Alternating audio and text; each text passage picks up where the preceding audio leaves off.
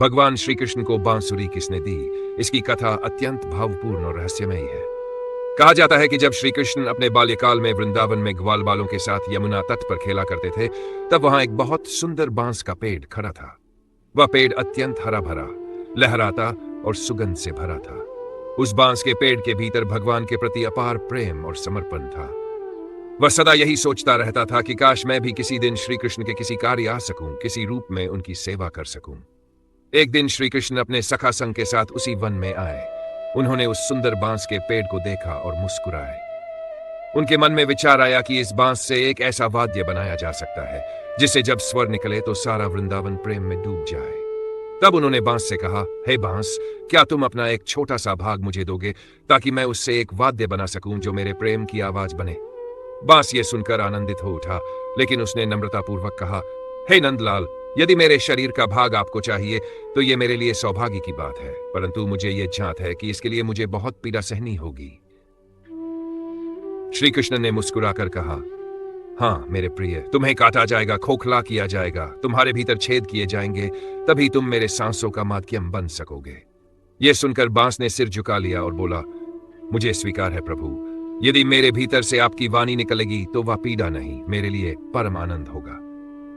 तब श्री कृष्ण ने अपने दिव्य हाथों से उस बांस की डाली को तोड़ा, उसे आकार दिया, उसके भीतर छेद किए और उससे एक अद्भुत बांसुरी बनाई। जब श्री कृष्ण ने पहली बार उसमें फूंक मारी तो वह स्वर इतना मधुर और दिव्य था कि पूरा वृंदावन रुक गया। गायें अपनी चराई छोड़कर उनके पास आ गई, गोपियां अपने घरों से दौड़कर आने लगीं, यमुना की लहरें भी ठहर गई और वृंदावन का हर पेड़ पौधा जैसे आनंद में झूम उठा। वह पहली ध्वनि केवल संगीत नहीं थी, वह स्वयं प्रेम और भक्ति की पुकार थी। इस कथा का गहरा अर्थ यह है कि बांसुरी हॉलो होती है, उसमें कुछ भी नहीं रहता, न मैं न मेरा। जब मनुष्य अपने भीतर के अहंकार, वासना, क्रोध और लोभ को निकाल देता है, तब वह बांसुरी की तरह हो जाता है और तब भगवान उसकी आत्मा में अपनी सांसें भरते हैं, उसके माध्यम से संसार को प्रेम का संगीत सुनाते हैं।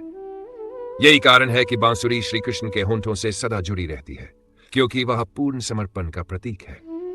इसलिए कहा जाता है कि भगवान श्री कृष्ण को बांसुरी किसी ने दी नहीं, उन्होंने स्वयं बनाई, परंतु वह उन्हें मिली उस बांस के प्रेम और त्याग के रूप में जिसने अपना सब कुछ देकर भगवान के होंठों का आभूषण बनने का सौभाग्य पाया।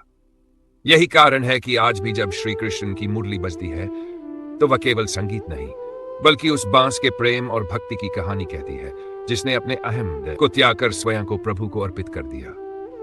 जब श्री कृष्ण ने उस बांस से बांसुरी बनाई और पहली बार उसमें फूंक मारी तो उसका मधुर स्वर पूरे वृंदावन में गूंज उठा।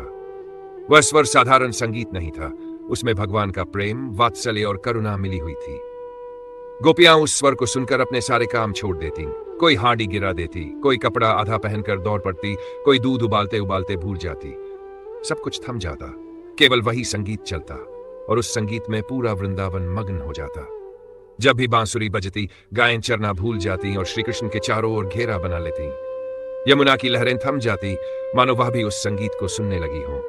वृक्ष झुक जाते, पत्तियां कांपती और वायु भी धीमी होकर बहती थी ताकि बांसुरी के स्वरों में विघ्न न पड़े।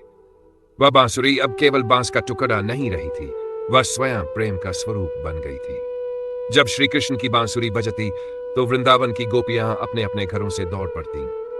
कोई अपने बालों में कंघी करती रह जाती, कोई आधी चोटी छोड़ देती, कोई दूध दही भूल जाती, सिर्फ उस मधुर ध्वनि के आकर्षण में खिंची चली आती। वे कहती, ओपन कोट, कृष्ण की बांसुरी में ऐसा क्या जादू है जो हृदय को बांध लेती है। परंतु सत्य यह था कि वह बांसुरी जादू नहीं, समर्पण का प्रतीक थी, क्योंकि जिसने सब कुछ त्याग दिया था वह बांस अब श्री कृष्ण का स्वर बन चुका था। समय बीता, द्वापर युग आगे बढ़ा और जब श्री कृष्ण मथुरा जाने लगे तो उन्होंने अपने प्रिय बांसुरी को अंतिम बार देखा। वृंदावन को छोड़ते हुए उनका हृदय भारी था। उन्होंने यमुना किनारे जाकर धीरे से वह बांसुरी जल में प्रवाहित कर दी। कहते हैं, उन्होंने कहा, अब तू अपना कार्य पूरा कर चुकी है, तूने मेरे प्रेम का संदेश सब तक पहुंचाया, अब लौट जा जहां से आई थी, प्रकृति की गोद में। Close coat. यमुना की लहरें उस बांसुरी को धीरे धीरे अपने भीतर ले गई और तब से श्री कृष्ण ने फिर कभी बांसुरी नहीं बजाई।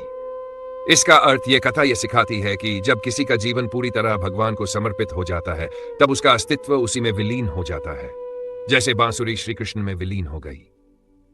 बांसुरी का अस्तित्व मिट गया पर उसकी मधुरता आज भी गूंजती है। हर मंदिर की आरती में, हर भजन में, हर भक्त के हृदय में।